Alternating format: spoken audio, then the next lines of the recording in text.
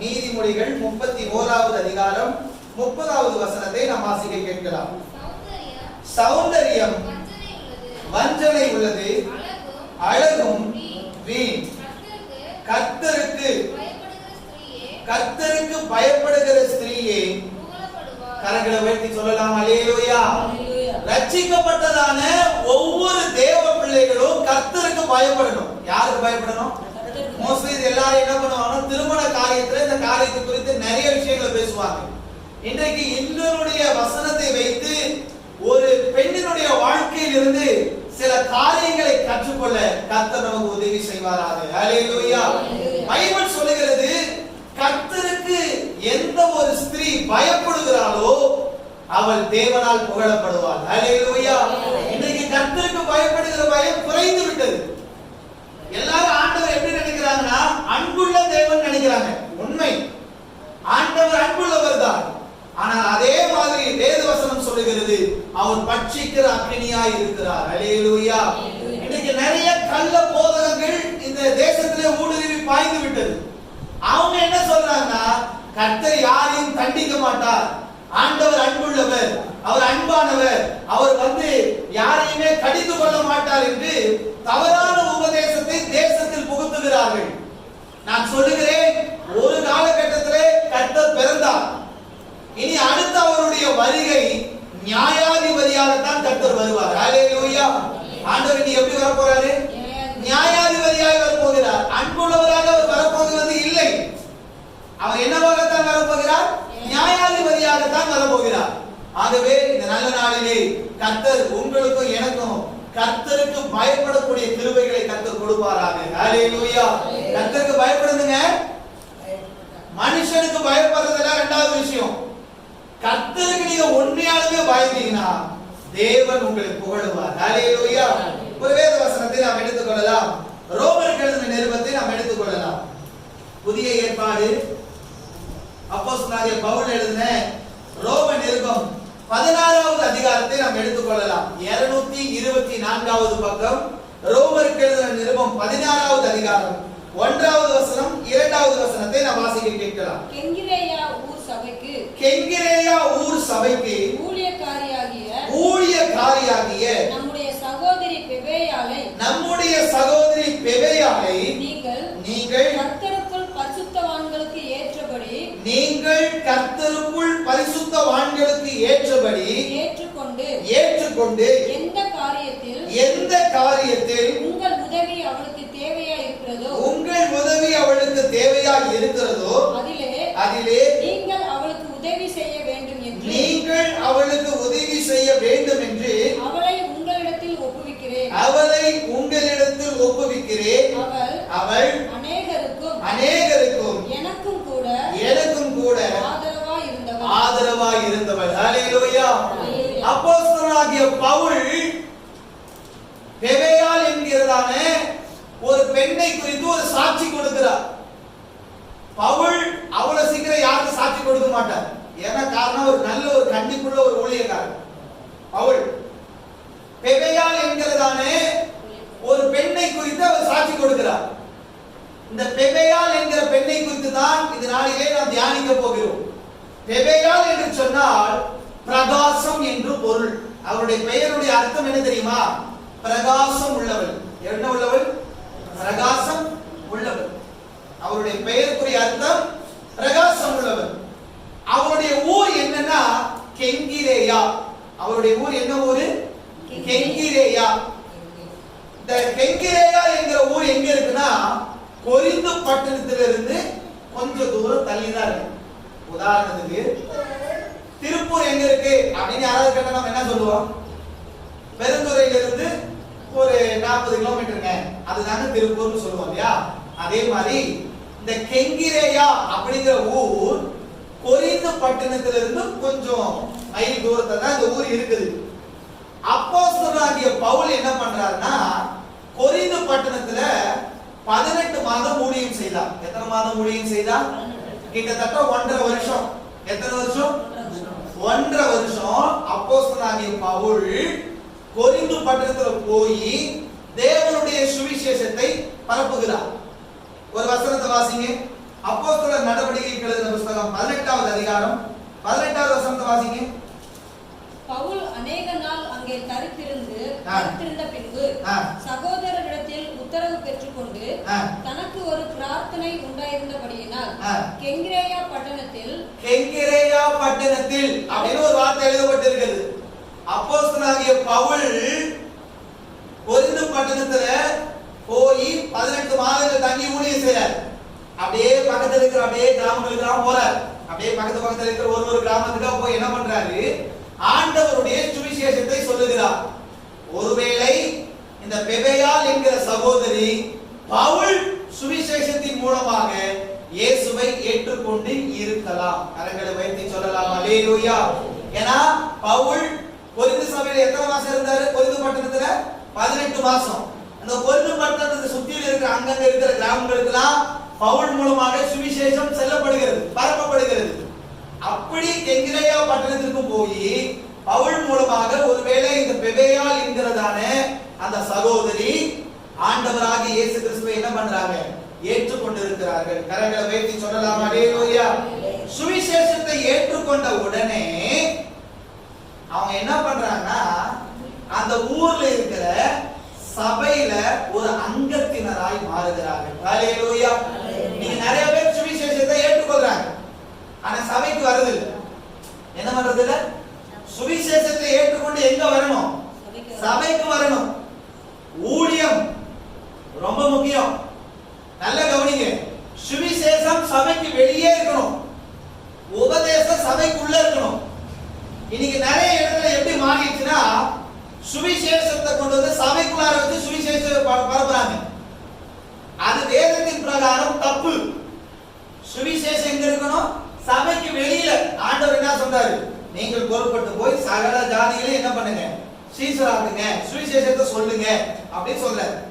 இன்னைக்கு நிறைய இடத்துல வேதத்திற்கு மாறா செயல்படுறாங்க. அது போகட்டும். இப்ப இந்த இடத்துல வேதம் சொல்லுகிறது கெங்கிரேயா ஊரை சேர்ந்ததான பெபேயாள் என்று வேதம் குறிப்பிடுகிறது.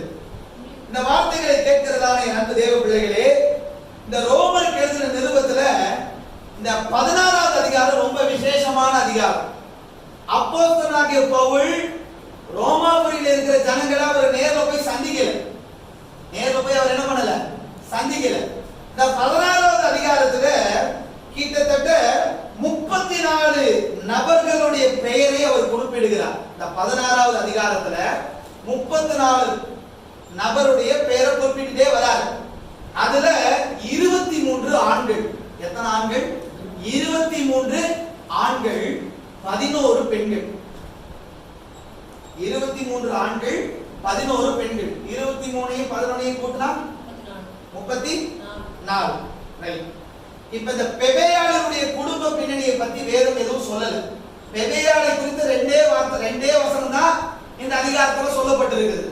பெபேயாள் குடும்ப பின்னணி, அவள் எப்படி ஆண்டவரை ஏற்றுக்கொண்டாள், அவளுக்கு கல்யாணம் ஆயிடுச்சா ஆகலையா, பிள்ளைகள் இருக்கிறார்களா இல்லையா என்பதை பற்றி வேதம் இந்த இடத்துல என்ன பண்ணல, குறிப்பிடப்படவில்லை.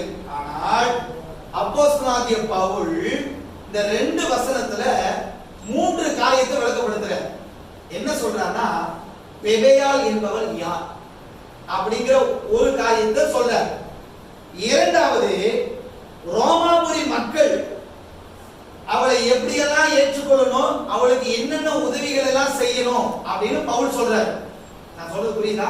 இந்த 2 வசனத்துல பவுல் 3 காரியத்தை சொல்றாரு. பெபேயாள் யார் அப்படின்னு சொல்லிட்டு அடுத்து சொல்றாரு, அவளுக்கு நீங்க உதவி செய்யுங்க, அவளுக்கு என்னென்ன உதவி எல்லாம் வேணுமோ அவளுக்கு நீங்க என்ன பண்ணுங்க, செய்யுங்க.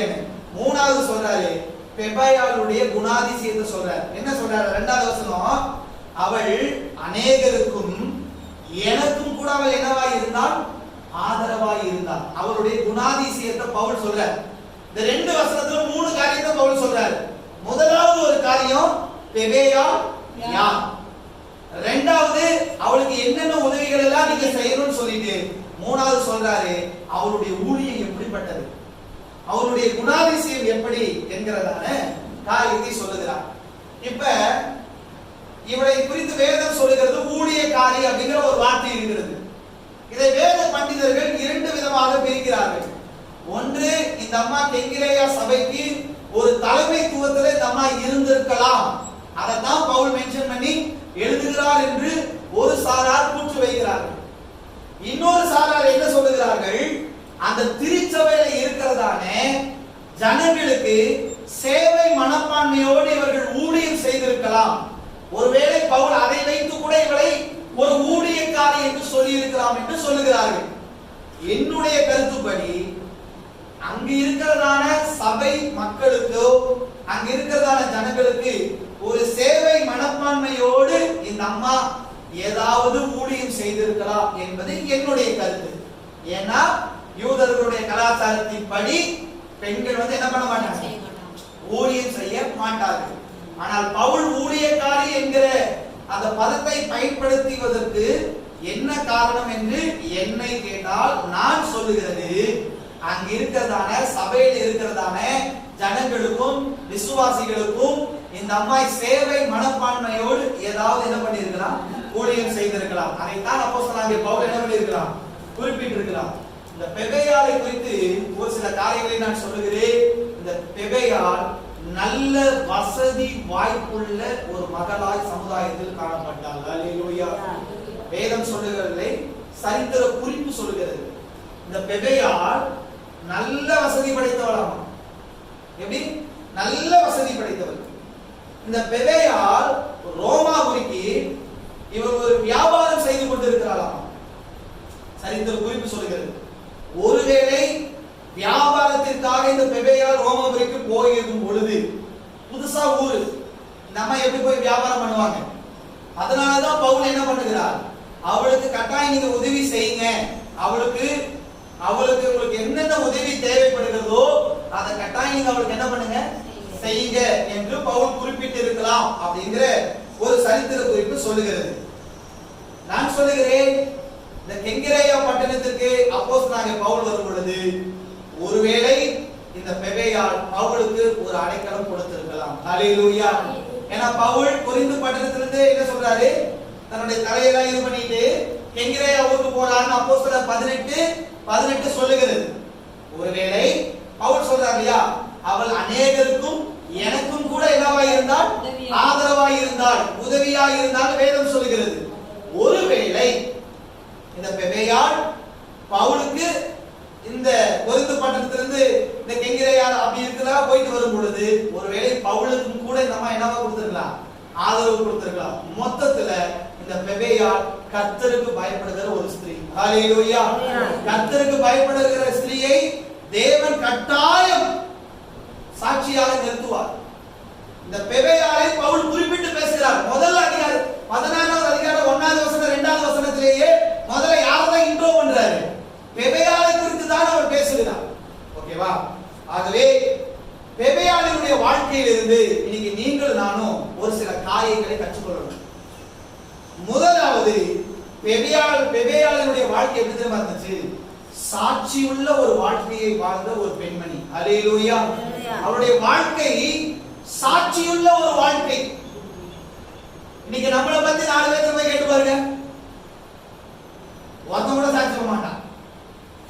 ஆனால் பெபேயாளை குறித்து பவுல் சாட்சி கொடுக்கிறார். அல்லேலூயா. அவள் ஒரு ஊழியக்காரி, எனக்கு கூட என்னவா இருந்தா, ஆதரவா இருந்தா, அவளுக்கு என்ன உதவி தேவைப்படுதோ நீங்க செய்யுங்க.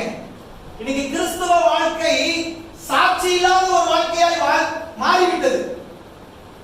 பெயருக்கு நான் கிறிஸ்தவன், கிறிஸ்துவனுடைய சுபாவம் என்னுடைய வாழ்க்கையில் இல்லை. எப்படி சாட்சி இருக்குங்க? பேதுரு ஒரு காலகட்டத்தில் கர்த்தரை மறுதலித்தது உண்மை. ஆனால் பரிசுத்த ஆவியானவருடைய அபிஷேகத்தை பெற்றுக் கொண்டதுக்கு அப்புறம் பேதுரு சாட்சியாய் வாழ்ந்தார். ஹல்லேலூயா. இன்னைக்கு சாட்சி ரொம்ப முக்கியங்க. பெண்களுக்கு நான் சொல்லுகிறேன், சாட்சி ரொம்ப முக்கியம்.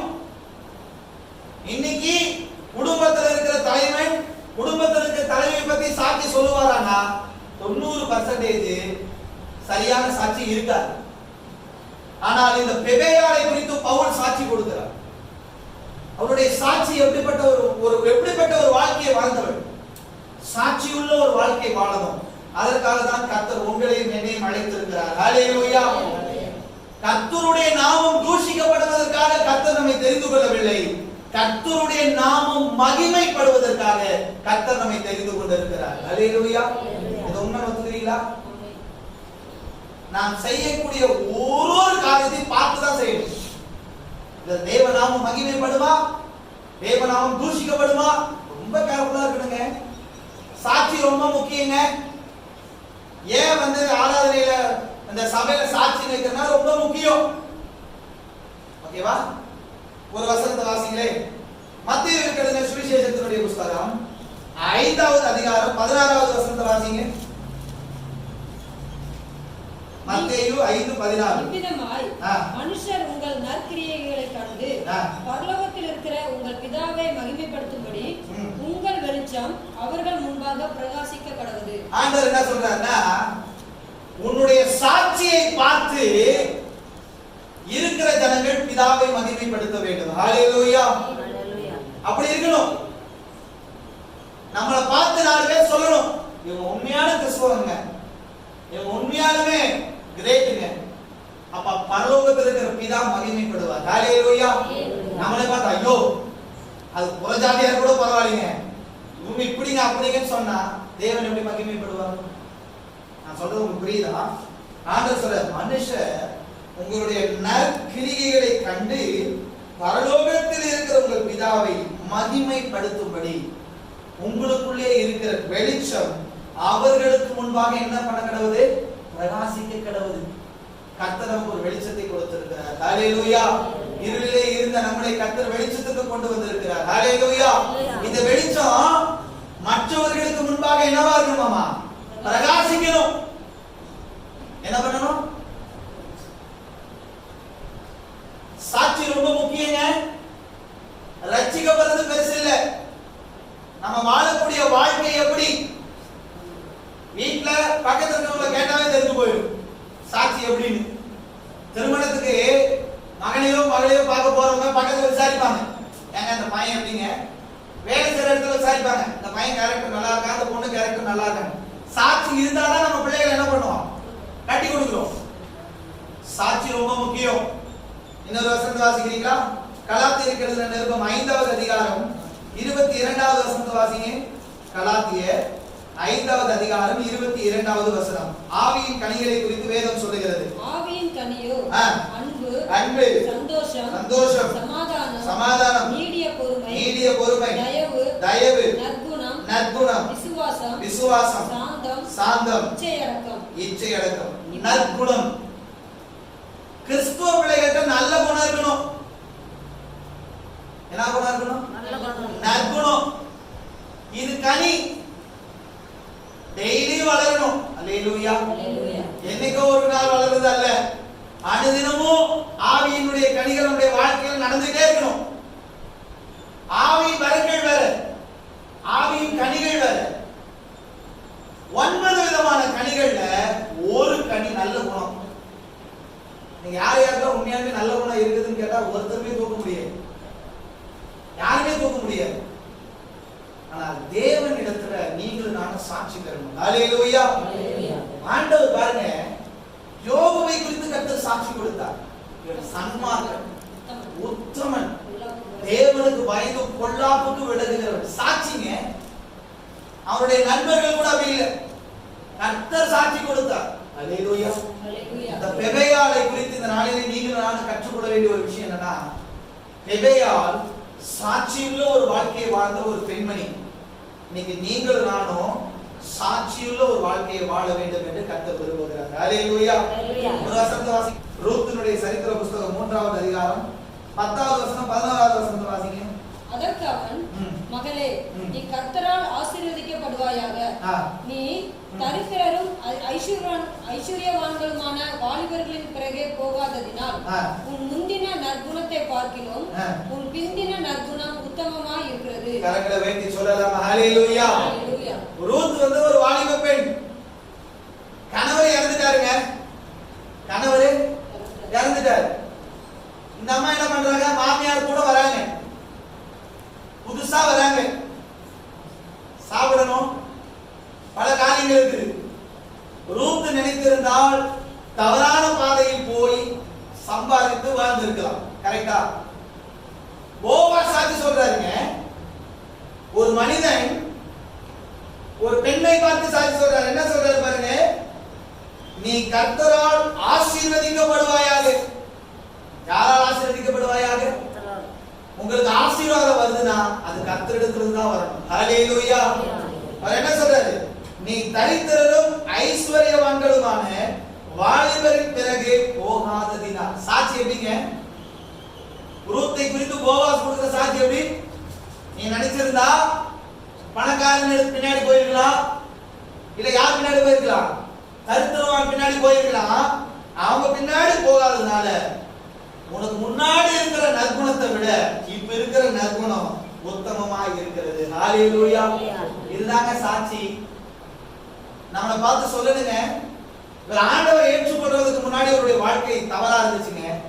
ஆண்டவர் ஏற்றுக்கொண்டதுக்கு அப்புறம் உண்மையாவே அவருடைய வாழ்க்கை அற்புதமா இருக்குதுன்னு மற்றவர்கள் சாட்சி சொல்லணும். ஆண்டவர் ஏற்றுக்கொள்றதுக்கு முன்னாடி எனக்கு கோபம் இருந்துச்சுன்னா ஏற்றுக்கொண்டதுக்கு அப்புறம் என்னுடைய கோபம் மாறணும். ஆண்டவரை ஏற்றுக்கொள்றதுக்கு முன்னாடி என்னோட சுபாவம் ரொம்ப மோசமா இருந்ததுன்னா ஏற்றுக்கொண்டதுக்கு அப்புறம் என்னுடைய சுபாவம் மாறணும். அப்படி மாறினாதான் சாட்சி கிடைக்கும். மனிதனிடத்திலிருந்து சாட்சிகளை விட தேவனிடத்திலிருந்து நமக்கு சாட்சி ரொம்ப முக்கியம். ஹல்லேலூயா.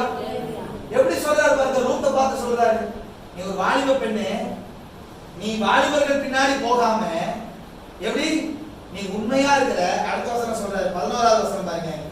இப்போது மகளே, நீ பயப்படாதே, உனக்கு வேண்டியபடியெல்லாம் செய்வேன். நீ குணசாலி என்பதை என் ஜனமாகிய ஊரார் எல்லாரும் அறிவார்கள். ஹல்லேலூயா. ஊர்ல இருக்க ஜனங்களுக்கே தெரியுமாமா ரூத் நல்ல ஒரு குணசாலி. ஹல்லேலூயா. போவாஸ் சொல்றாங்க, என்ன சொல்றாங்க, நீ குணசாலி என்பதை என் ஜனமாகிய ஊரார் எல்லாரும் அறிவாங்க. ஹல்லேலூயா. வாழ்ந்த அப்படிப்பட்ட ஒரு வாழ்க்கை வாழணும். ஹல்லேலூயா. வாலிப பிள்ளைகளுக்கு நான் சொல்றேன், வாலிப பிள்ளைகளுக்கு எல்லாத்துக்கும் நான் சொல்றேன், உங்களுடைய சாட்சி ரொம்ப முக்கியம். ஹல்லேலூயா. இப்படிப்பட்ட ஒரு சாட்சியை தான் கர்த்தர் எதிர்பார்க்கிறார். நீங்க நம்மளுடைய சாட்சி எப்படிங்கறத யோசிங்க. அப்ப நிறைய விஷயங்கள் இருக்கிறது. இந்த பெபேயாளை குறித்து வேதம் சொல்லுகிறது, அவர் சாட்சியுள்ள ஒரு வாழ்க்கையை வாழ்ந்தார். ஒரே ஒரு வசனத்தை கூட வாசிக்கிறீங்களா? லூக்கா 4:22.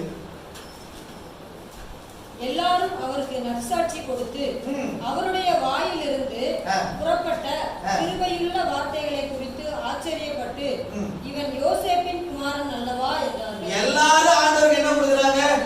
நற்சாட்சி கொடுக்கறாங்க. என்ன கொடுக்கறாங்க? அவருடைய வாயிலிருந்து வந்த வார்த்தை எப்படிப்பட்ட வார்த்தை? நம்ம வாயிலிருந்து வருகிற வார்த்தை எப்படிப்பட்ட வார்த்தை? நீங்க முடிவு பண்ணிக்கோங்க. சாட்சி இயேசுநாதர் சாட்சி எடுத்தார், சாட்சி பெற்றார்.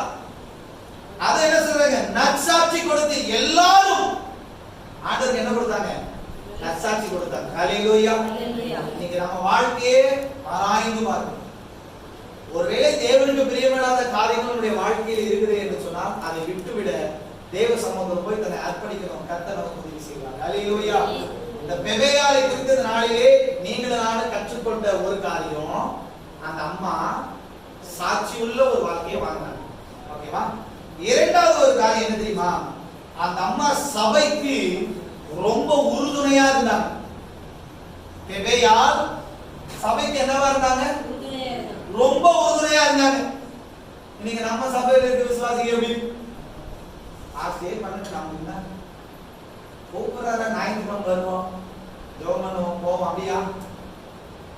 இந்த சபையில எல்லாருக்கும் பொறுப்பு உண்டு. ஹல்லேலூயா. எல்லாரும் இந்த சபைக்கு என்னவா இருக்கணும்? உறுதுணையா இருக்கணும். என்னவா இருக்கணும்? ரொம்ப உறுதுணையா இருக்கணும். பெபேயாள் ஊழியக்காரன்னு பவுல் சொல்றாரு. அங்க இருக்கிற ஜனங்களுக்கு, அந்த சபையில இருக்கிற ஜனங்களுக்கு ரொம்ப உறுதுணையா இருந்தாங்க இந்த அம்மா. இன்னைக்கு நிறைய காரியங்களை கர்த்தர் நமக்கு கற்றுக் கொடுத்து கொண்டிருக்கிறார் இந்த காலகட்டத்தில். இன்னைக்கு அரசாங்க வேலையை கர்த்தர் ஒருத்தர் கொடுத்திருப்பாரு, சபைக்கு யாரும் உறுதுணையா இருக்க மாட்டாங்க. கேட்டா ரொம்ப பிஸியா இருப்பாங்க. தப்பு. கர்த்தர் எல்லாமே நம்மளை நம்பி கொடுத்திருக்கிறார். ஹல்லேலூயா. சபைக்கு நீங்க உறுதுணையா இருக்கணும். இந்த சபையில எப்ப கூட்டம் வைத்தாலும் வரணும். இந்த சபையில எல்லா நல்லது கெட்டதுலயும் உங்க பங்கு இருக்கணும். ஒருத்தர் பாஸ்டர் தலையிலேயே கழித்து நம்ம என்ன பண்ணிடக்கூடாது. கரெக்ட் தானே? உறுதுணை ரொம்ப முக்கியங்க. இந்த பெபேயா நிலத்துல நீங்களும் நானும் கற்றுக்கொள்ள வேண்டிய ஒரு விஷயம், நாம் இருக்கின்ற திருச்சபைக்கு நம்ம உறுதுணையா இருக்கணும். அல்லேலூயா. என்னவா இருக்கணும்? உறுதுணையா இருக்கணும். ஒரு வசனத்தை வாசிக்கிறீங்களா? அங்க 2 கொரிந்தியர் எழுதின நிருபம் 6வது அதிகாரம் 3வது வசனத்தை வாசிங்க.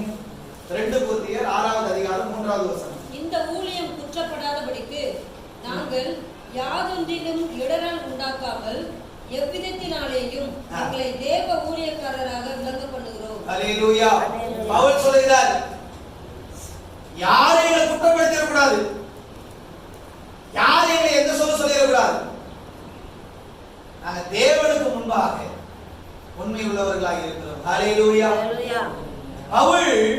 பவுலுடைய ஊழியத்தை பார்த்தீங்கன்னா பவுல் தன்னிச்சையா செயல்பட மாட்டார். பவுலுக்கு உறுதுணையா நிறைய பேர் இருந்தாங்க. பவுலுக்கு உறுதுணையா நம்மளுடைய திருச்சபை விசுவாசிகளும் தேவனுடைய ஊழியத்துக்கு உறுதுணையா இருக்கும். அல்லேலூயா. எல்லா விதத்திலேயும் என்ன பண்ணணும்? உறுதுணையா இருக்கணும். பினான்சியலா அது மட்டும் இல்ல, பிசிக்கலாவும் நிறைய விஷயத்துல நீங்க என்னவா இருக்கணும்? உறுதுணையா இருக்கணும். மூப்பரமாவே வந்து எல்லா வேலையும் செய்யக்கூடாது. நம்மளும் நேரத்துல வந்து எல்லாரும் என்ன பண்ணணும்? எல்லா வேலையும் பகிர்ந்து செய்யணும். இதெல்லாம் கர்த்தர் பார்த்து கொண்டு இருக்கிறார். அல்லேலூயா. இதெல்லாம் யார் பார்க்கிறா? கர்த்தர் பார்க்கிறார். சபைக்கு உங்களுடைய பங்கு இருக்கணுங்க. உங்களுடைய உறுதுணை சபைக்கு ரொம்ப முக்கியம். பவுல் அதை வலியுறுத்தி சொல்லுகிறார். இன்னொரு வசனத்தை கூட வாசிக்கிறீங்களா? கொலோசியருக்கு எழுதின நிருபம் 3வது அதிகாரம் 22வது வசனத்தை வாசிங்க. வேலைக்காரரே, சரீரத்தின்படி உங்கள் எஜமான்களா இருக்கிறவர்களுக்கு எல்லா காரியத்திலேயும் கீழ்ப்படிந்து நீங்கள் மனுஷருக்கு பிரியமாய் இருக்க விரும்புகிறவர்களாக பார்வைக்கு ஊழியம் செய்யாமல் தேவனுக்கு பயப்படுகிறவர்களாக கபடமில்லாத இருதயத்தோட ஊழியம் செய்யுங்கள். அல்லேலூயா. கபடமில்லாத இருதயத்தோட ஊழியம் செய்யுங்கள். கபடமில்லாத இருதயத்தோட சபைக்கு உறுதுணையா இருங்கள். அல்லேலூயா. நான் சொல்றது புரியுதுங்களா? கிறிஸ்மஸ்க்கு நம்ம வந்து இந்த நிறைய ஜனங்களுக்கு நம்ம உதவி செய்யறோம், சாப்பாடு கொடுக்கலாம், துணிமணி எடுத்து கொடுக்கலாம்னா கட்டாயம் உங்களுடைய ஒரு பங்கு இருக்கணும். எல்லாரும் சேர்ந்து செய்தாதான் அது ஆசீர்வாதம். அல்லேலூயா. நான் எதுக்கு சொல்ல வரேன்னா, ஒரு கை தட்டினா ஓசை வராதுங்க, 2 கை தட்டினா என்ன வரும்? ஓசை வரும். பைபிள் பவுல் என்ன சொல்றாரு? வேலைக்காரரே, சரீரத்தின்படி உங்கள் எஜமான்களா இருக்கிறவருக்கு எல்லா காரியத்திலையும் நீங்க பிரியமா நடக்கணும்னு சொன்னீங்க. அதே போலதான் தேவனுக்கும் நீ பிரியமா இருந்து ஊழியம் செய்யணும். அல்லேலூயா. சபைக்கு உறுதுணை வேணும். இந்த இடத்துல வந்து நம்ம ஒரு முழு இரவு ஜெபம் வைக்கிறேன்னா வரணும். நியூ இயருக்கு நம்ம ஒரு இது வைக்கிறோம், ஒரு டீ ஸ்நாக்ஸ் கொடுக்கணுங்க ஐயா அப்படின்னா கட்டாயம் நம்மளுடைய பங்கு இருக்கணும். எல்லாத்திலையுமே நான் சொல்றது பினான்சியல் எல்லாத்திலையுமே கிறிஸ்துவ பிள்ளைங்க சபைக்கு உறுதுணையா இருக்கும். அல்லேலூயா. இந்த பெபேயா சபைக்கு உறுதுணையா இருந்தாங்க. இந்த பெபேயா அம்மா எதுக்கு உறுதுணையா இருந்தாங்க? சபைக்கு உறுதுணையா இருந்தாங்க. இன்றைக்கு நாம் சிந்தித்து பார்க்க வேண்டும். இன்றைக்கு எல்சடாய் தேவ சபைக்கு நாம் உறுதுணையா இருக்கிறோமா இல்லையா? ஓகேவா? ஒரு வசனத்தை கூட வாசிக்கிறீங்களா? எபேசியருக்கு எழுதின நிருபம் 6வது அதிகாரம் 6வது வசனத்தை 8வது வசனத்தை வாசிங்க. மனுஷருக்கு பிரியமாய் இருக்க விரும்புகிறவர்களாக பார்வைக்கு ஊழியம் செய்யாமல் கிறிஸ்துவின் ஊழியக்காரராக மனப்பூர்வமாய் தேவனுடைய சித்தத்தின்படி செய்யுங்கள். அல்லேலூயா. சபைக்கு மனப்பூர்வமாய் உறுதுணையாய் நீங்க ஊழியம் செய்யணும். அல்லேலூயா. நம்ம பெயருக்கான ஒரு வாழ்க்கையை வாழக்கூடாது, உண்மையிலே ஒரு வாழ்க்கையை வாழணும். அல்லேலூயா. 8வது வசனம் சொல்றாரு, மனுஷருக்கென்று ஊழியம் செய்யாமல் கர்த்தருக்கென்று நல் மனதோட ஊழியம் செய்யுங்கள். நல்ல மனசோட செய்யணுமாமா. சச்சு முடியுது அம்மா, அந்த சேரெல்லாம் எடுத்து போட்டுருங்கம்மா, நல்ல மனசோட செய்யணும். சச்சு முடியுது அம்மா, அந்த பாயெல்லாம் எடுத்து போடுங்கம்மா, நல்ல மனசோட செய்யணும். சச்சு முடியுது அப்பா, எனக்கு அவ்வளவு தூரம் கொஞ்சம் இருக்குப்பா, என்னால நடக்க முடியலப்பா, உதவி செய்யணும். சபைக்கு அதுதான் நீங்க உறுதுணை. வாலிப பிள்ளைகள்லாம் நீங்க உறுதுணையா இருக்கணும் சபைக்கு. அல்லேலூயா. அல்லேலூயா. நான் 2 காரியம் சொல்லிட்டேனா? இந்த பெபேயாள் சாட்சியுள்ள ஒரு வாழ்க்கையை வாழ்ந்தவங்க. 2வது சபைக்கு என்னவா இருந்தாங்க? உறுதுணையா இருந்தாங்க. 3வது ஜனங்களுடைய தேவைகளை அறிந்து உதவி செய்தவங்க. சபைக்கு மட்டும் நம்ம அல்ல, சபைக்கு வெளியே சமுதாயத்துல நிறைய பேர் தேவைகளோடு இருக்காங்க பாத்தீங்களா, அவங்களுக்கு எல்லாம் போய் உதவி செய்த நல்ல ஒரு பெண்மணி. ஹல்லேலூயா. இன்னைக்கு கிறிஸ்தவ வட்டாரத்துல உதவி செய்யறது புரியுது. பைபிள்ல ஒரு வார்த்தை இருக்குது, வாங்குகிறதை பார்க்கிலும் கொடுக்கிறதே உத்தமம். ஹல்லேலூயா. இன்னைக்கு கிறிஸ்தவங்க வாங்குறாங்களே தவிர கொடுக்கிறது இல்லை. ஆரம்ப காலத்துல மிஷனரிமான்களுடைய வரலாறு எடுத்து படிச்சு பாருங்க. எத்தனையோ சொத்து பத்தைகளை தியாகம் பண்ணி இந்திய தேசத்திலிருந்து எத்தனை பேருக்கு உதவி செய்திருப்பாங்க தெரியுமா? இன்றைக்கு உதவி செய்ய வேண்டிய கிறிஸ்தவர்கள் உதவி செய்யாமல் கடின இருதயத்தோடு இருக்கிறது தேவனுக்கு மிகுந்த மனவேதனையை அளிக்கிறது. புரிஞ்சுக்கோங்க, உதவி செய்யுங்க. சமுதாயத்துல எத்தனையோ ஜனங்கள் தேவைகளோடு இருக்கிறாங்க. எத்தனையோ ஜனங்கள் என்னவா இருக்கிறாங்க? தேவைகளோடு இருக்கிறாங்க. அவங்களுக்கு உதவி செய்யக்கூடிய ஒரு மனப்பக்குவத்தை கர்த்தர் உங்களுக்கும் எனக்கும் தந்தருள்வாராக. ஹல்லேலூயா. ஒரு வசனத்தை வாசிக்க பார்க்கலாம். மத்தேயு எழுதின சுவிசேஷத்தினுடைய புத்தகம் 5வது அதிகாரம் 44வது வசனத்தை வாசிங்க. நான் உங்களுக்கு சொல்லுகிறேன், உங்கள் சத்துருக்களை சிநேகியுங்கள், உங்களை சபிக்கிறவர்களை ஆசீர்வதியுங்கள், உங்களை பகைக்கிறவர்களுக்கு நன்மை செய்யுங்கள். ஹல்லேலூயா. ஆண்டவர் சொல்கிறார், நல்லது செய், உதவி செய், கிறிஸ்துவினுடைய அன்பை அப்படி வெளிப்படுத்து. இன்றைக்கு கிறிஸ்துவினுடைய அன்பை வார்த்தைகள்ல சொல்றோம், செயல்பாடுகளே இல்ல. உங்களை பகைக்கிறவர்களுக்கு நன்மை செய்யுங்கள். ஹல்லேலூயா. உதவி செய்யுங்க. உதவி செய்யும் பொழுது முகம் கோணக்கூடாது, இருதயம் கடினப்படக்கூடாது. அப்படிப்பட்டவர்களை தான் தேவன் இன்னும் அதிகமாக ஆசீர்வதிப்பார். ஹல்லேலூயா. பைபிள் ஒரு வார்த்தை இருக்கு, வாரி இறைத்தும் விருத்தி அடைவாரும் உண்டு, அதிக பிசிறித்தனம் பண்ணியும் வறுமை அடைவாரும் உண்டு. இந்த உலகத்துல எல்லாம் நீங்க சம்பாதிச்சது அப்படின்னா தப்பு. கர்த்தர் சம்பாதிக்கக்கூடிய பலனை கர்த்தர் தான் கொடுத்தார். ஹல்லேலூயா. அப்ப மூன்றாவது, இந்த பெபேயால் சமுதாயத்தில் இருக்கிற ஜனங்களை போய் சந்தித்து அவருடைய தேவைகளை அறிந்து அவர்களுக்கு உதவி செய்த ஒரு நல்ல ஒரு பெண்மணி. ஹல்லேலூயா. இப்படிப்பட்ட ஒரு வாழ்க்கை வாழணுங்க. நம்ம சபைக்கு மட்டும் ஒரு துணையா இல்ல, சபைக்கு வெளியேயும் நம்மளுடைய பங்கு இருந்துச்சு. ஹல்லேலூயா. ஒரு வசனத்தை வாசிக்கிறீங்களா? யாக்கோபுக்கு எழுதின பொதுவான நிருபம் 4வது அதிகாரம் 17வது வசனத்தை வாசிங்க. ஆதலால் ஒருவன் நன்மை செய்ய அறிந்தவனாய் இருந்தும் அதை செய்யாமல் போனால் அது அவனுக்கு பாவமாய் இருக்கும். நன்மை செய்ய அறிந்தவனாய் இருந்தும் அதை செய்யாம போனா அது தப்புங்க, தப்பு. ஆண்டவர் சொல்றார், உங்கள்ட்ட 2 வஸ்திரம் இருக்குதா, ஒருத்தன் வந்து கேக்குறானா, ஒண்ணு நீ வச்சுக்கிட்டு இதுதானே கிறிஸ்துவனுடைய அன்பு வெளிப்படும். மனிதர்கள் நன்றியை மறந்தாலும் தேவன் ஒரு நாளும் மறக்க மாட்டார். ஹல்லேலூயா. மனிதர்கள் நன்றியை மறந்தாலும் தேவன் ஒரு நாள் என்ன பண்ண மாட்டாரு? நன்றியை மறக்க மாட்டார். பைபிள்ல சொல்லுகிறது, நன்மை செய்ய அறிந்திருக்கிறவன் கட்டாயம் என்ன பண்ணணும்? செய்யணும். இன்னொரு வசனத்தை கூட வாசிக்கிறீங்களா? யாக்கோபுக்கு எழுதின பொதுவான நிருபம் 2வது அதிகாரத்தை எடுத்துக்கோங்களேன். 15வது வசனம் 16வது வசனத்தை வாசிங்க. ஒரு சகோதரனாவது சகோதரியாவது வஸ்திரம் இல்லாமலும் அனுதின ஆகாரம் இல்லாமலும் இருக்கும். பைபிள்ல சொல்லுது, ஒரு சகோதரனோ ஒரு சகோதரியோ வஸ்திரம் இல்லாமலும் ஆகாரம் இல்லாமலும் இருந்தார்கள் என்று சொன்னார், உங்களில் ஒருவன் அவர்களை நோக்கி நீங்கள் சமாதானத்தோட போங்கள், குளிர் காய்ந்து பசியாருங்கள் என்று சொல்லியும் சரீரத்திற்கு வேண்டியவைகளை அவர்களுக்கு கொடாவிட்டால் பிரயோஜனம் என்ன? இப்போ ஒருத்தர் வந்து என்கிட்ட, நான் பாஸ்டர் ரவி பிரதர் வந்து என்கிட்ட கேட்கிறாரு, யா சாப்பிட்டு 3 நாள் ஆச்சு கையா. நான் சொல்றேன், உங்களுக்காக நான் கட்டாயம் ஜெபிக்கிறேன் பிரதர். கர்த்தர் வானத்தின் பல கனிகளை திறந்து உங்களுக்கு ஆகாரத்தை கொடுப்பார் பிரதர். ஜெபம் பண்ணி அனுப்பிச்சிட்டா இதுல என்ன பிரயோஜனம் இருக்குது? யாக்கோபு கேட்கிறாரு, என்ன பிரயோஜனம்? சாப்பாட்டுக்கு இல்லைங்கிறா, ஜெபம் பண்ணு, உங்கள்கிட்ட இருக்கிறதையும் கொஞ்சம் கொடுத்து உதவி செய். ஹல்லேலூயா. பைபிள் என்ன சொல்லுது பாருங்க, உங்களில் ஒருவன் அவர்களை நோக்கி நீங்கள் சமாதானத்தோட போங்கள். எப்படி போவான்? அவனுக்கு வஸ்திரமும் இல்ல, சாப்பாடும் இல்ல, அவனே பசியில இருக்கிறான். சமாதானத்தோட போன்னு சொன்னா போவானா? போயிட்டு என்ன சொல்ல, குளிர் காய்ந்து பசி ஆகுது, எப்படி ஆகும்? சாப்பாட்டுக்கே இல்லாம தான் அவன் வரான் என்று சொல்லி சரீரத்திற்கு வேண்டியவைகளை அவர்களுக்கு கொடாவிட்டால் பிரயோஜனம் என்னங்க? இது எங்கங்க கிறிஸ்துவினுடைய நாம மகிமைப்படும்? கிறிஸ்துவினுடைய அன்பு எப்படிங்க வெளிப்படும்?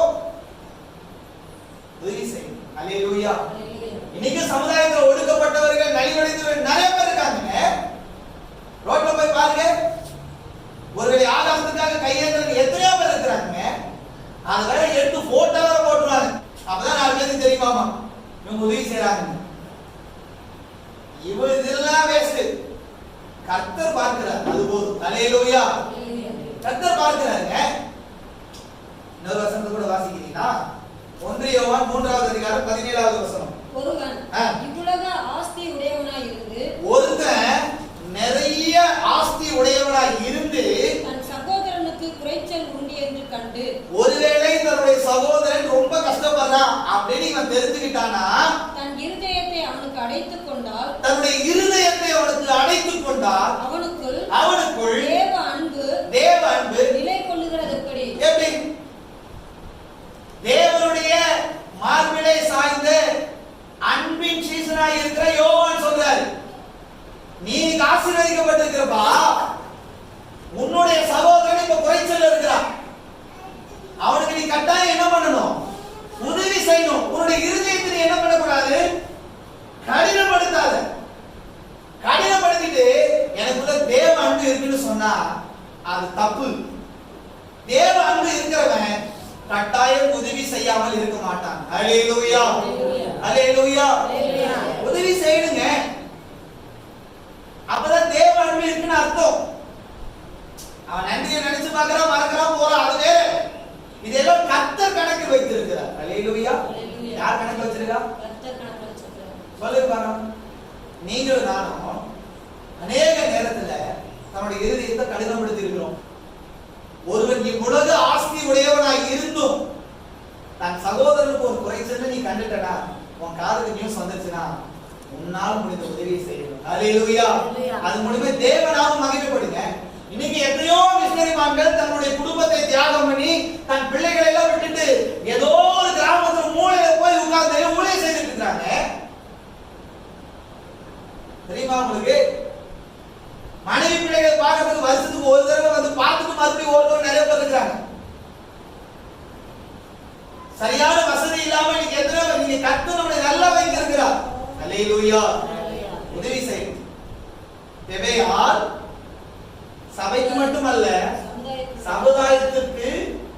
சமுதாயத்துக்கு வெளியே கஷ்டப்படுற அநேக ஜனங்களுக்கு அவர் என்ன பண்ணார்? உதவி செய்தார். இப்படிப்பட்டதான மனப்பான்மையை கர்த்தர் நமக்கு தந்தருள்வாராக. அல்லேலூயா. 3 காரியம் சொல்லிட்டனா, தேவையால் சாட்சியுள்ள ஒரு வாழ்க்கையை வாழ்ந்தவர். 2வது சபைக்கு மிகவும் உறுதுணையா இருந்தவள். 3வது சமுதாயத்தில் உள்ளவர்களுடைய தேவைகளை அறிந்து உதவி செய்தவள். 4வது ஒரு காரியம், அவள் வசனத்தில் நன்கு தேறினவள். அல்லேலூயா. ஏன்னா இதை ஏன் நான் சொல்றேன்னா, இப்ப பவுல் நிருபத்தை எழுதி யார் கையில கொடுக்கிறாருன்னா பெபேயார் கையில கொடுக்கிறார். இப்ப இந்த அம்மா கொண்டு போய் ரோமாபுரி கொண்டு போய் கொடுக்குறாங்க. இப்ப பவுல் எழுதுறதுல ஏதாவது ஒரு இது அவங்களுக்கு டவுட்டா இருந்துச்சுன்னா பவுலை டைரக்டா அவங்களால கான்டாக்ட் பண்ண முடியாது. இப்பதான் நிறைய ஃபெசிலிட்டிஸ் எல்லாம் வந்துருச்சு. அப்ப இவங்க அந்த டவுட்டை கிளியர் பண்ண வேண்டிய பொறுப்பு யாருடைய பொறுப்பா இருக்கணும்? அப்ப பவுல் எப்படி வசனத்துல நன்கு தேறினாரோ அதே போல பெபேயாலும் வசனத்தில் நன்கு தேறினவளாய் காணப்பட்டார். அல்லேலூயா. நம்முடைய திருச்சபையில் இருக்கிற விசுவாசிகள் ஒவ்வொருவரும் வசனத்துல தேறினவர்களாய் இருக்கணும். அல்லேலூயா. அதுதான் என்னுடைய தரிசனமே. என்னுடைய தரிசனம் என்ன தெரியுமா? எல்லா ஜனங்களும் வசனத்துல நன்கு தேறணும். தேராம போறதுனாலதான் கள்ள உபதேசத்துக்கு நிறைய பேர் சாயறாங்க. நான் சொல்றது புரியுதா? ஒரு வசனத்தை வாசிங்க. கொலோசியர் 1வது அதிகாரம் 28வது வசனம். எந்த மனுஷனையும் கிறிஸ்து இயேசுவுக்குள் தேறினவனாக நிறுத்தும்படிக்கு அவரையே நாங்கள் அறிவித்து எந்த மனுஷனுக்கும் புத்தி சொல்லி எந்த மனுஷனுக்கும் எல்லா ஞானத்தோடும் உபதேசம் பண்ணுகிறோம். ஹalleluya. பவுல் சொல்றாரு பாருங்க, கிறிஸ்துவுக்குள்ள அவங்க எப்படி இருக்கணுமாமா? தேறினவர்களா இருக்கணும். எத்தனை பேர் காலையில பைபிள் படிச்சீங்க? என்ன அதிகாரம் படிச்சீங்க அப்படின்னு கேட்டா 1-2 ஞாபகத்துல இருக்கும். வசனத்துல தேறணும். வசனத்துல தேறதான் கர்த்தர் உங்களை ஞானம் உள்ளவர்களாய் மாற்றுவார். ஹalleluya. ஞானம் உள்ளவர்களாய் கர்த்தர் மாற்றுவார். படிக்கணும். டெய்லி உட்கார்ந்து வேதத்தை என்ன பண்ணணும்? படிக்கணும். வசனத்துல தேறினவர் தான் பெபேயா. ஏன்னா அங்க இருக்கிறவங்களுக்கு டவுட் வந்துச்சுன்னா நம்ம தான் கரெக்டா என்ன பண்ணணும்? கிளியர் பண்ணணும். அப்ப இந்த அம்மாவும் வசனத்துல என்னவாதான் இருந்திருக்கணும்? தேறினவர் தான் இருந்திருக்கணும். கர்த்தர் அப்படிப்பட்டதான ஒரு கிருபையை நமக்கும் கொடுப்பாராக. ஹalleluya. சும்மா ஒரு வசனம் 2 வசனத்தை படிச்சு பேச கூடாது. வேதத்துல நிறைய வார்த்தைகள் இருக்கு. நிறைய பேர் வந்து சங்கீதம் 23, இந்த சங்கீதம் 91, இந்த மாதிரி 124, 120 இப்படிதான் சொல்லுவாங்க. சின்ன சின்னதா பேசுவாங்க. நிறைய வசனங்கள் இருக்குங்க. வேதத்துல எஸ்ராங்கிற ஒரு தேவ மனிதர் இருந்தார். அவர் தன்னை பக்குவப்படுத்தி வசனத்துல அவ்வளவு தேறின ஒரு மகனாய் காணப்பட்டார். ஹalleluya. உத்தமனாகிய எஸ்ரான்னு வேதத்துல அவர் இருக்குது. தன்னுடைய இருதயத்தை பக்குவப்படுத்தினாராமா வேதத்தை அறிந்து கொள்வது. வாசிக்கிறீங்களா? எஸ்ரா 7வது அதிகாரம் 10-11. கர்த்தருடைய வேதத்தை ஆராயவும் அதின்படி செய்யவும். ஆராய்கிறது மட்டுமல்ல, கர்த்தருடைய வார்த்தையின்படி செய்யவும். இஸ்ரவேலிலே கட்டளைகளையும் நீதி நியாயங்களையும் உபதேசிக்கவும். எஸ்ரா தன்னுடைய இருதயத்தை என்ன பண்ணாராமா? பக்குவப்படுத்தினாராமா. ஆராய்ந்தாரு, அதை கடைபிடிச்சாரு, உபதேசம் பண்றதுக்கு தன்னுடைய இருதயத்தை என்ன வச்சிருந்தாராமா? நீ நமக்கு என்ன பக்குவம் இருக்குது? வசனத்துல தேர்னுங்க, வசனத்துல நிக்கணும். வசனத்துக்காக எவன் ஒருவன் நிக்கிறானோ அவனுக்காக கர்த்தர் நிற்பார். ஹalleluya. வசனத்துக்காக எவன் ஒருவன் வைராக்கியமாய் நிற்கிறானோ அவனுக்காக தேவன் நிற்பார். அவனை யாராலையும் வீழ்த்தி விட முடியாது. ஹalleluya. 4 காரியங்களை பெபேயாளுடைய வாழ்க்கையிலிருந்து நீங்க நம்ம கற்றுக்கொண்டு இருக்கிறோம். பெபேயாள் என்ற பெயருக்கு பிரகாசம் உள்ளவள், பிரகாசம், வெளிச்சம் அப்படின்னு நம்ம வாசிச்சோம் இல்லையா? அவருடைய வாழ்க்கை அப்படிதான் இருந்துச்சு. அவ அநேக ஜனங்களை, இருளில் இருக்கிற ஜனங்களை வெளிச்சத்திற்கு கொண்டு வந்தார். ஹalleluya. அவள் பெயருக்கு ஏற்ற மாதிரியே அவருடைய வாழ்க்கை இருந்தது. பெபேயாள் சாட்சியுள்ள ஒரு வாழ்க்கையை வாழ்ந்தவள், சபைக்கு உறுதுணையாய் இருந்தவள், சமுதாயத்தில் உள்ளவர்களுடைய தேவைகளை அறிந்து உதவி செய்தவள், வசனத்தில் நன்கு தேறினவள். இப்படிப்பட்ட பெபேயாக்களை கர்த்தர் நம்முடைய சபையில் எழுப்பி கொடுப்பாராக. ஹalleluya. இப்படிப்பட்ட பெபேயாளை கர்த்தர் சபையில் எழுப்பி கொடுப்பாராக. இந்த வாயில இருந்து தேவனை ஸ்தோத்திரம் பண்ணுங்க பார்க்கலாம். தேவனால் ஏற்படுத்தப்பட்டவர்கள் நீங்களும் நானும். ஹalleluya. கர்த்தருக்கு பயப்படுகிற ஸ்திரீயே புகழப்படுவாள் என்று சொல்லி வேதத்தில் எழுதப்பட்டிருக்கிறது. நாளிலே பரிசுத்த ஆவியானவர் பெபேயாள் என்கிறதான ஒரு பெண்மணியிடத்திலிருந்து நீங்களும் நானும் கற்றுக்கொள்ளும்படியாக ஒரு சில காரியங்களை கர்த்தர் நமக்கு கற்றுக் கொடுத்தார். இந்த கர்த்தருடைய வார்த்தைக்கு நாம் கீழ்ப்படியும் பொழுது கர்த்தர் பெபேயாளை போல நல்ல ஒரு சாட்சியுள்ள ஒரு வாழ்க்கையை வாழ, சபைக்கு உறுதுணையாய் இருக்க, சமுதாயத்தில் இருக்கிறதான ஜனங்களுடைய தேவைகளை அறிந்து உதவி செய்கிறவளை போல, வசனத்தில் நன்கு தேறினவளை போல கர்த்தர் நம்மை மாற்ற விரும்புகிறார். எல்லாரும் ஒப்பு கொடுக்கலாம். எல்லாரும் ஸ்தோத்திரம் பண்ணுங்க. தகப்பனே, இந்த வார்த்தைகளுக்காக மனதார ஸ்தோத்திரங்களை ஏறெடுக்கிறோம். எங்களை நேசிக்கிறவர் அப்பா, ஒவ்வொரு நாளும் எங்களுக்கு கற்றுக் கொடுக்கிறவர் அப்பா, கற்றுக் கொடுக்கிற தெய்வம் அப்பா, என்னிடத்தில் வந்து கற்றுக்கொள்ளுங்கள் என்று சொல்லி எழுதப்பட்டது போல இந்த வேளையில அருமையான ஒரு சத்தியத்தை கற்றுக்கொள்ளும்படியா எங்கள் ஒவ்வொருவருக்கும் நீர் கொடுத்த கிருபைகளுக்காக கோடான கோடி நன்றிகளை நாங்கள் ஏறெடுக்கிறோம். பெபேயாளை போல சாட்சியுள்ள ஒரு வாழ்க்கையை நாங்கள் வாழ நாடுகிறேன். சாட்சியுள்ள ஒரு வாழ்க்கையை வாழ நாடுகிறேன். பெபேயாளை போல சபைக்கு உறுதுணையாய் நாங்கள் இருக்க நாடுகிறேன். பெபேயாளை போல சமுதாயத்தில் உள்ளவர்களுடைய தேவைகளை அறிந்து உதவி செய்கிறவர்களாய் எங்களை மாற்ற நாடுகிறேன். பெபேயாளை போல வசனத்துல நன்கு தேறினவர்களாய் எங்களை மாற்ற நாடுகிறேன். ஆண்டவரே, நாங்கள் அப்பிரயோஜனமான ஒரு பாத்திரமா, நாங்கள் சிறுக வேண்டும் ஆண்டவரே, நீர் பெருக வேண்டும் ஆண்டவரே. இந்த நாளிலே நீர் எங்களோடு கூட பேசின அந்த ஈவுகளுக்காக ஸ்தோத்திரங்கள் ஏறெடுக்கிறோம். இந்த வார்த்தையை உறுதியாய் பிடித்துக் கொண்டு இதே மாதிரி ஒரு வாழ்க்கையை வாழ பரிசுத்த ஆவியானவர்களுக்கு உதவி செய்வீராக. இந்த ஆராதனையை தொடக்கம் முதல் முடிவு வரை ஆலோசனை கர்த்தராய் இருந்து சபையின் தலைவராய் இருந்து வழி நடத்துற அந்த மேலான கிருபைகளுக்காக ஸ்தோத்திரங்களை ஏறெடுக்கிறோம். மீதமான நேரங்களை உடைய கருத்தில் ஒப்புக் கொடுக்கிறோம். இயேசு கிறிஸ்துவின் மூலம் ஜெபிக்கிறோம். ஜீவனுள்ள நல்ல பிதாவே, ஆமென்.